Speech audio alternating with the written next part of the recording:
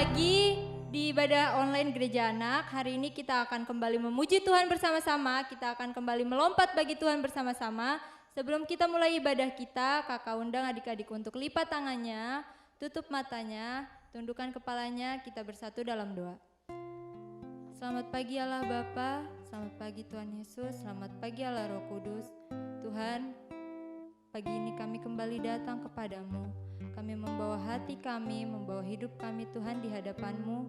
Kami ingin memuji Engkau, kami ingin meninggikan nama-Mu. Biar Engkau berkati ibadah ini Tuhan, dari awal pertengahan hingga akhir. Biar Engkau berikan kami roh puji-pujian. Biar roh-Mu Tuhan mengalir di tempat ini, mengalir di hati kami. Terima kasih Tuhan, dalam nama Tuhan Yesus. Haleluya, amin. Sebelum kita memuji Tuhan, kakak undang adik-adik untuk bangkit berdiri. Kita akan menaikkan pujian Hari Ini Kurasa Bahagia. Adik-adik jangan ada yang lupa buka mulutnya ya.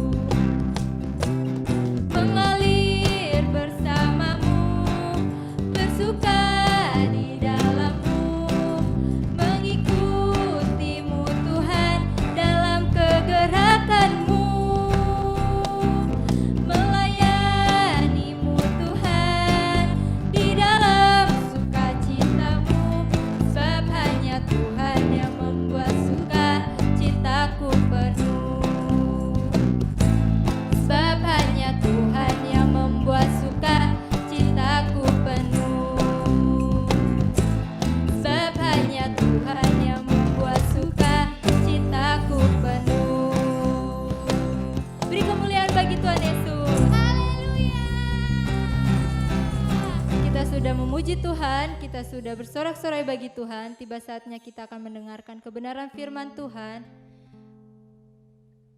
Kakak persilakan adik-adik untuk duduk, siapkan hati, kita akan menaikkan penyembahan kita bagi Tuhan. Kita fokuskan pikiran kita hanya untuk Tuhan. Adik-adik jangan ada yang bercanda lagi. Kita mau mengatakan, Bapa Engkau sungguh baik.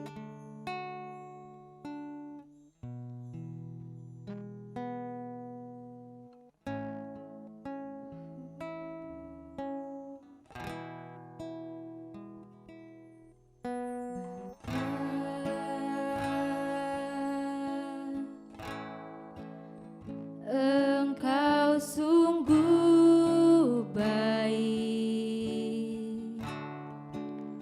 kasih-Mu melimpah di hidupku. Bapakku berterima kasih. Bapa,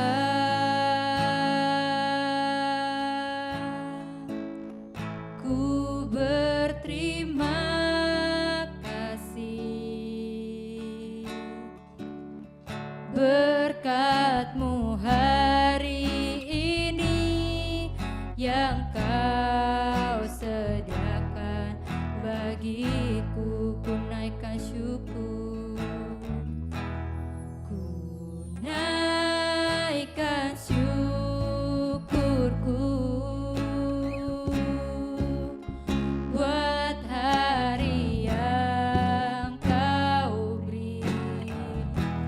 Tak habis-habisnya kasih dan rahmat-Mu.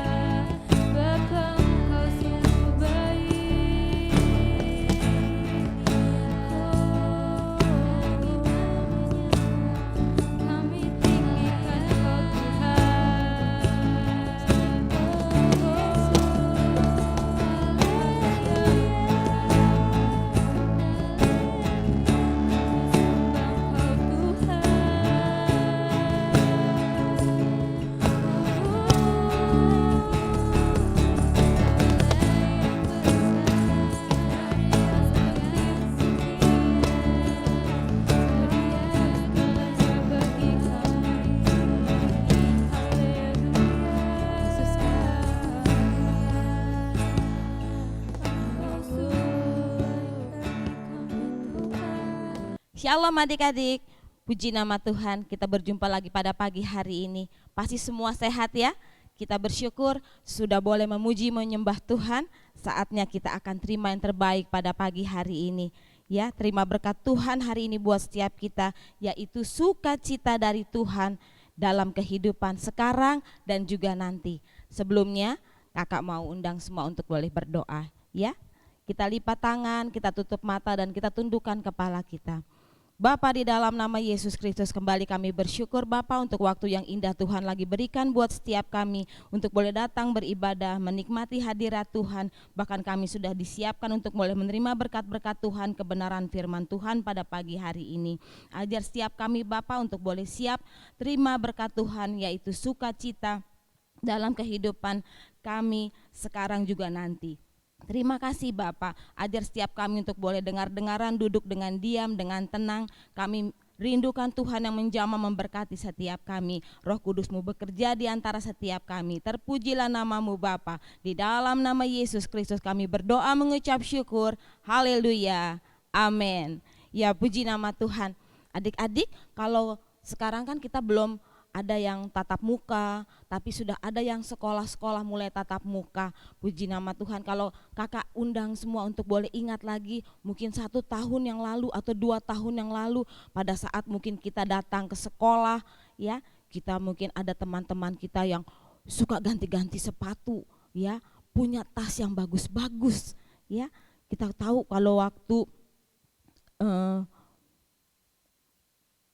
pada waktu istirahat, mereka mungkin bisa jajan, mereka bawa pesangon, maksudnya uang saku yang banyak, mereka bisa jajan apa yang mereka inginkan.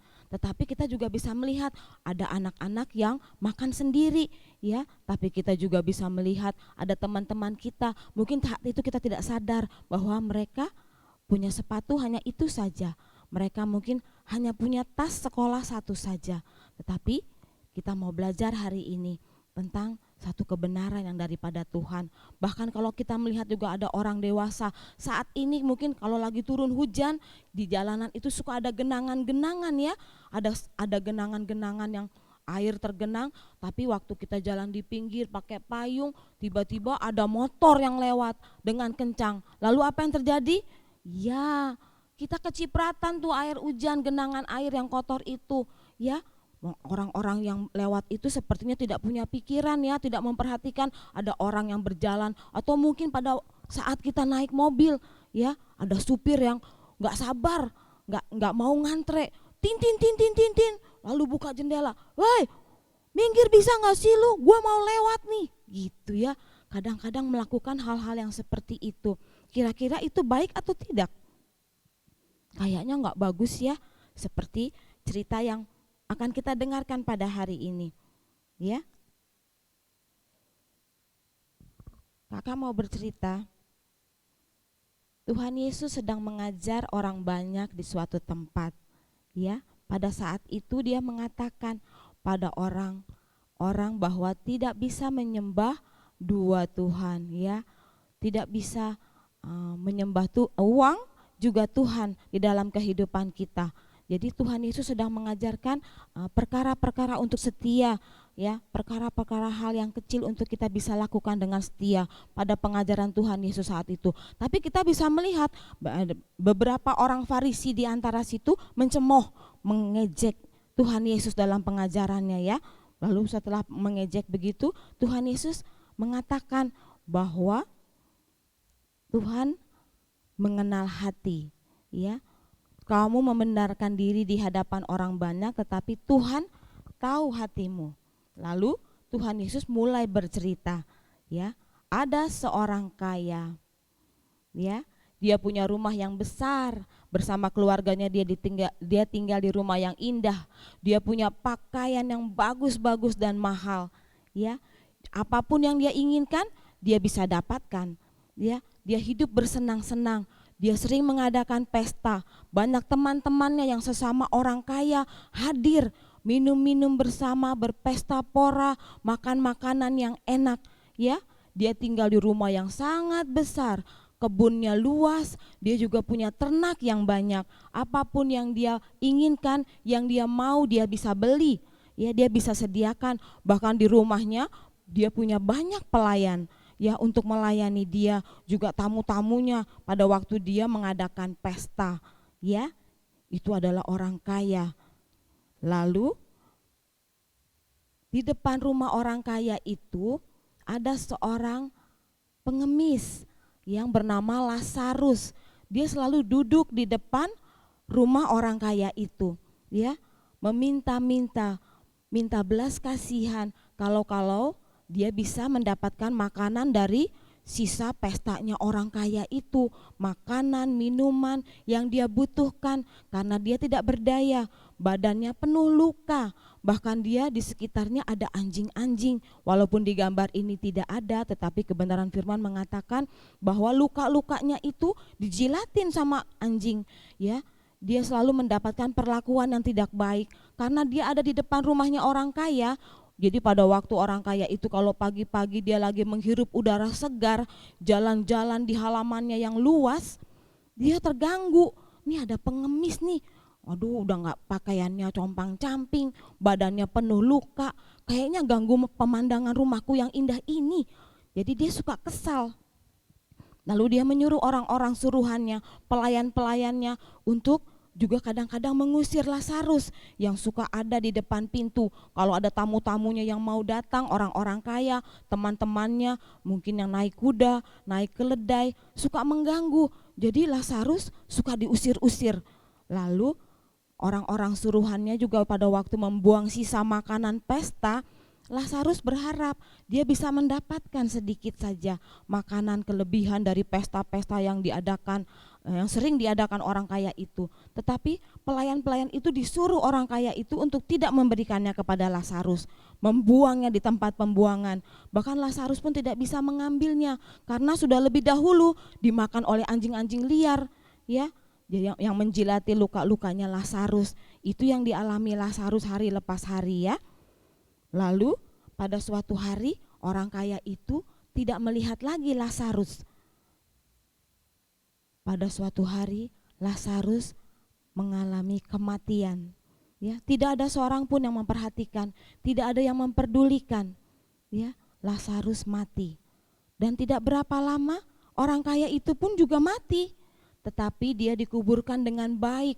Teman-temannya datang dan menangisi, ya. Dia dikuburkan dengan pakaian yang indah, dengan upacara yang mahal, ya. Berhari-hari dia ditangisi teman-temannya. Ya, Lazarus yang pengemis itu mati dengan tidak diperhatikan, tidak ada yang memperdulikan, tetapi Tuhan memperdulikan. Tuhan menyuruh dari surga malaikat-malaikat menjemput Lazarus. Ya, Lazarus dibawa ke dalam pangkuan Bapak Abraham. Dia mengalami penghiburan ya di tempat yang sejuk, yang indah, yang damai. Dia mengalami sukacita. Dia juga dilayani oleh malaikat-malaikatnya Tuhan. Ya, tetapi tidak ada malaikat yang menjemput orang kaya. Dia dikuburkan dengan baik. Dia diupacarakan kematiannya berhari-hari, ditangisi teman-temannya, tetapi tidak ada malaikat yang menjemput dia. Dia berada di tempat yang berbeda. Ya, adik-adik bisa lihat bagaimana orang kaya itu kesakitan, dia menderita di satu alam yang sungguh membuat dia menderita. Ya, banyak api, dia merasakan kepanasan yang tidak ada henti-hentinya. Lalu dia berseru minta tolong. Ya, dia berseru minta tolong. Dalam kejauhan dia melihat ada Bapak Abraham bersama-sama dengan Lazarus. Dia bisa melihat, loh itu kan si Lazarus, pengemis yang suka ada di depan rumah saya. Kok dia bisa ada di sana sedangkan aku ada di sini? Lalu bagaimana ya? Aku merasakan kesakitan, aku merasakan penderitaan, aku kekeringan di sini. Lalu dia berteriak kepada Bapak Abraham. Bapak Abraham, Bapak Abraham, woi suruhlah Lazarus mencelupkan jarinya ke dalam air supaya dia bisa menyejukkan lidahku yang kepanasan ini. Bapak Abraham, tolonglah saya biar dia juga boleh menolong saya supaya lidah saya bisa sejuk sedikit dengan air yang dicelupkan ke jari-jarinya Lazarus. Bapak Abraham, tolong saya. Tetapi apa jawab Bapak Abraham? Anak, ingatlah pada waktu kamu hidup, kamu sudah menerima ya segala yang baik. Pada waktu kamu hidup, kamu mendapatkan apa yang bisa kamu dapatkan dengan semua harta yang ada sama kamu. Sedangkan Lazarus, dia hidup di dalam penderitaan. Sekarang dia dihiburkan. Lagi pula ada jurang yang sangat dalam, yang sangat besar di antara kita, sehingga kita tidak bisa menyeberangi ke sana, sedangkan kamu pun tidak bisa datang ke tempat kami ada di sini. Lalu orang kaya itu terus memohon, aduh Bapak Abraham, tolong dong, tetap tolong saya Bapak Abraham. Saya punya saudara-saudara. Tolonglah, biarlah suruh Lazarus untuk boleh kembali menyadarkan keluarga saya. Saya punya saudara 5 orang Bapak Abraham. Mereka masih hidup seperti saya. Biarlah Lazarus bisa mengingatkan saudara-saudara saya, bahkan teman-teman saya, untuk tidak hidup seperti saya hidup waktu itu, supaya mereka tidak menderita seperti saya di sini. Tolonglah Bapak Abraham, suruh Lazarus datang kepada saudara-saudara saya, supaya bisa mengingatkan saudara-saudara saya. Tetapi Bapak Abraham menjawab lagi, anak, ada pada mereka kesaksian Musa, juga kesaksian para nabi.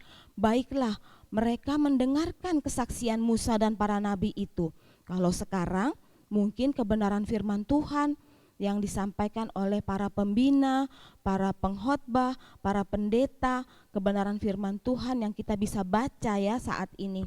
Tapi orang kaya itu memohon lagi, Bapak Abraham, tolonglah suruh Lazarus saja untuk datang mengingatkan. Mungkin kalau mereka melihat Lazarus yang sudah mati lalu bangkit dari antara orang mati mengingatkan saudara-saudara saya, mereka pasti mau bertobat supaya mereka tidak menderita seperti saya.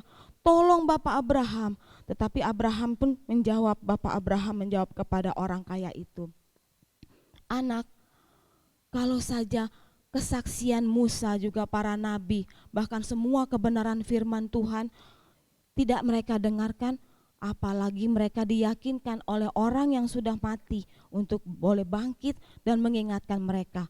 Tentu mereka tidak akan mengingatnya, tidak mau mendengarkannya. Ya, puji nama Tuhan. Itulah kisah yang kita bisa dengar pada hari ini. Tentang apa? Ya, Tuhan Yesus bercerita tentang orang yang kaya dan Lazarus. Ya, apakah ada yang salah kalau kita menjadi orang yang kaya, adik-adik? Tidak. Ya, apakah kita juga salah? Apakah kita tidak diberkati pada waktu mungkin kita kekurangan atau kita mungkin mengalami kemiskinan? Tidak. Ya, mungkin secara dunia orang bilang kalau orang kaya, ya orang berpendidikan, ya itu orang yang diberkati Tuhan, orang yang dikasihi Tuhan. Tapi kalau orang miskin, orang tidak punya apa-apa, dia hidupnya tidak diberkati. Tidak seperti itu. Cerita yang Tuhan Yesus sampaikan ini adalah mengenai sikap dan hati orang-orang Farisi. Kita bisa melihat bahwa sikap hidup orang kaya itu semasa dia ada di bumi, dia tidak memperdulikan orang-orang yang ada di sekitarnya. Dia hidup dalam kemewahan, tetapi dia tidak peduli bahwa di sekitar dia ada orang yang membutuhkan pertolongan. Seperti siapa? Ya, Lazarus. Dia tidak peduli, dia tidak berbelas kasihan, dia tidak mau berbagi apa yang dia punya kepada Lazarus.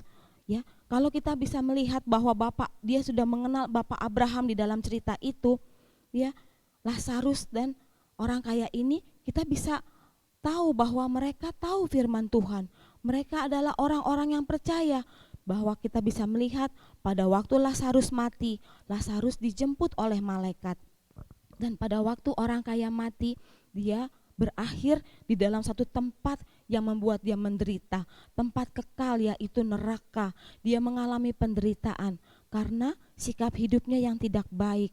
Ya, tidak bisa bersyukur, tidak mau berbelas kasihan, dan dia tidak mau berbagi Dan mungkin pada waktu hidupnya dia jarang berdoa, dia tidak bisa mau mendengarkan kebenaran firman Tuhan.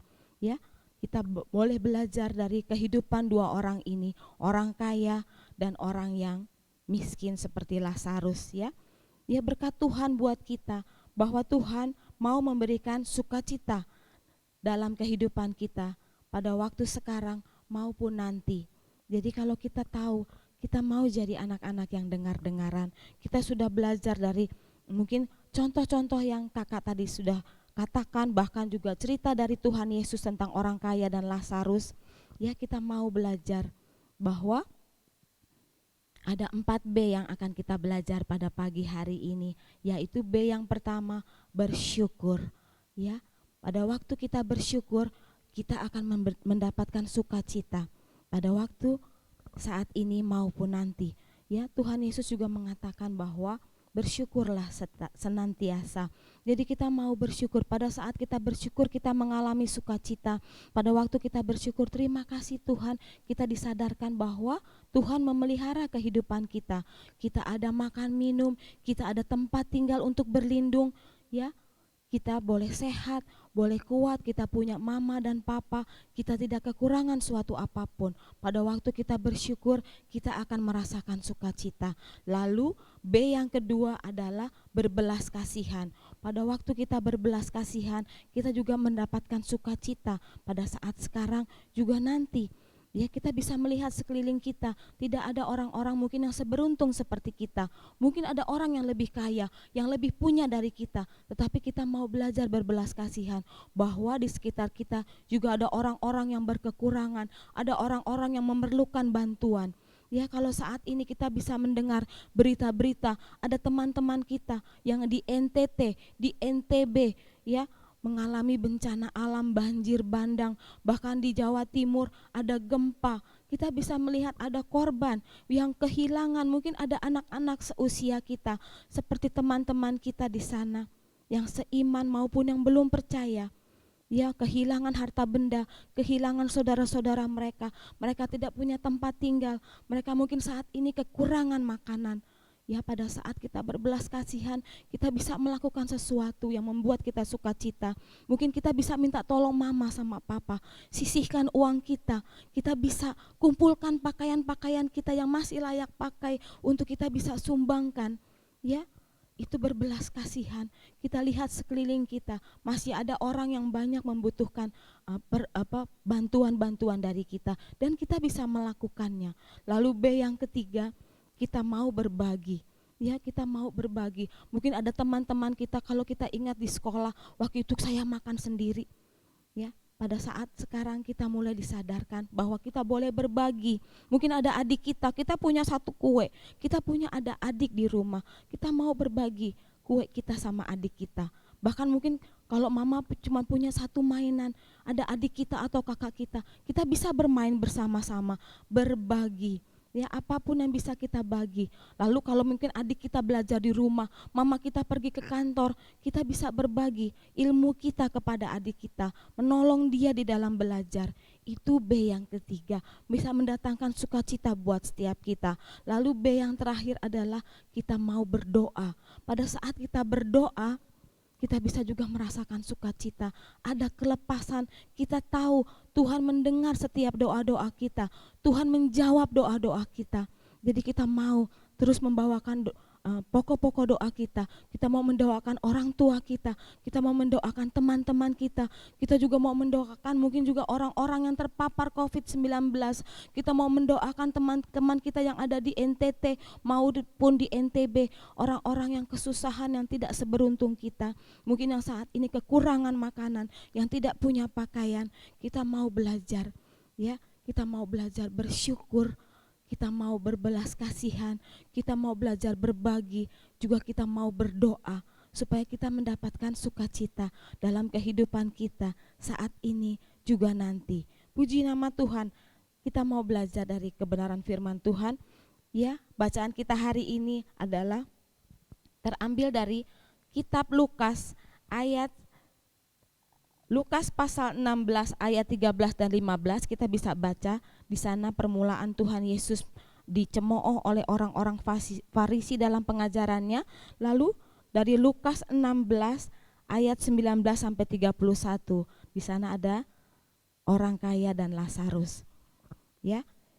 Puji nama Tuhan, kita akan belajar juga ayat hafalan kita terambil dari Matius 19 ayat 19b. Kita akan memperagakannya. Matius 19 ayat 19b. Kasihilah sesama manusia seperti dirimu sendiri. Satu kali lagi Kakak Cindy akan ajarkan Matius 19 ayat 19b. Ya, kita mau peragakan bersama-sama. Kasihilah sesamamu manusia seperti dirimu sendiri. Kita mau belajar mengasihi sesama kita seperti kita mengasihi diri sendiri. Puji nama Tuhan. Kita sekarang belajar bahwa Tuhan sungguh berbelas kasihan kepada orang-orang yang membutuhkan. Dan kita juga mau belajar dari pengajaran Tuhan Yesus saat ini. Mau punya belas kasihan, bukan karena kita punya atau kita punya kelebihan dari orang lain, tetapi kita mau merasakan kasihnya Tuhan yang sudah lebih dahulu mengasihi setiap kita.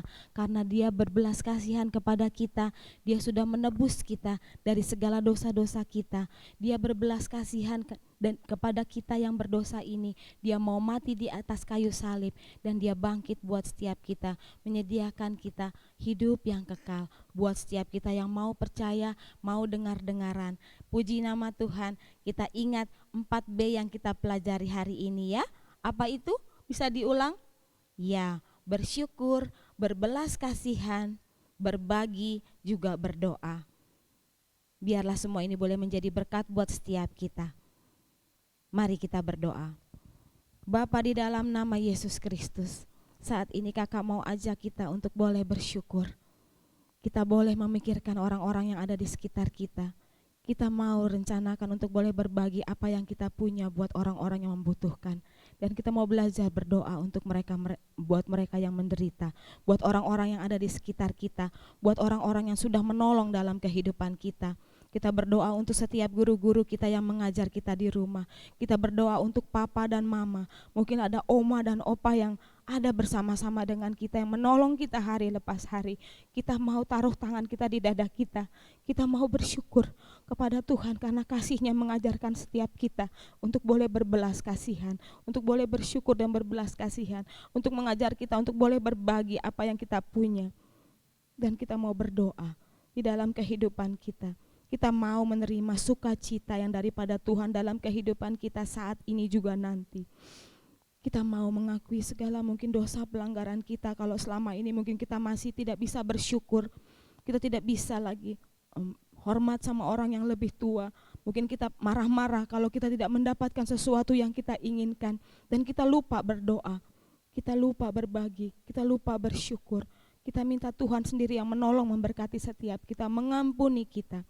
Dan kita mau Tuhan sendiri yang menolong memberkati kita, mengingatkan kita akan kebaikan-kebaikan Tuhan, akan setiap kebenaran firman Tuhan, mengajarkan kita untuk boleh lagi dengar-dengaran akan kebenaran firman Tuhan, membuat kita rindu untuk baca kebenaran firman Tuhan, dan kita bisa sharingkan kebenaran firman Tuhan, dan kita boleh saksikan dalam kehidupan kita bahwa setiap kebenaran firman Tuhan itu baik buat setiap kita, mengandung kebenaran buat setiap kita, yang mampu menyucikan setiap kita.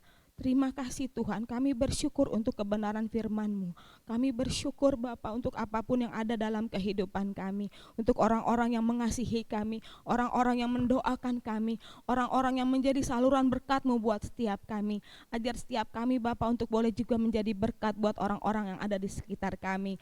Terima kasih Bapa, kami berdoa untuk mungkin teman-teman kami yang ada di NTT, NTB, di Jawa Timur yang mengalami bencana alam. Tuhan tolong mereka, Tuhan memberkati bangsa Indonesia. Bahkan kami berdoa untuk Bapak Presiden Joko Widodo, juga pemerintahan Indonesia bisa berkemenangan melawan pandemi COVID-19. Biarlah belas kasihan Tuhan saja yang menolong memberkati setiap kami. Terima kasih Bapak, terpuji-pujilah namamu. Di dalam nama Yesus Kristus kami berdoa dan mengucap syukur. Haleluya, amin. Puji nama Tuhan. Selamat hari Minggu, Tuhan Yesus memberkati.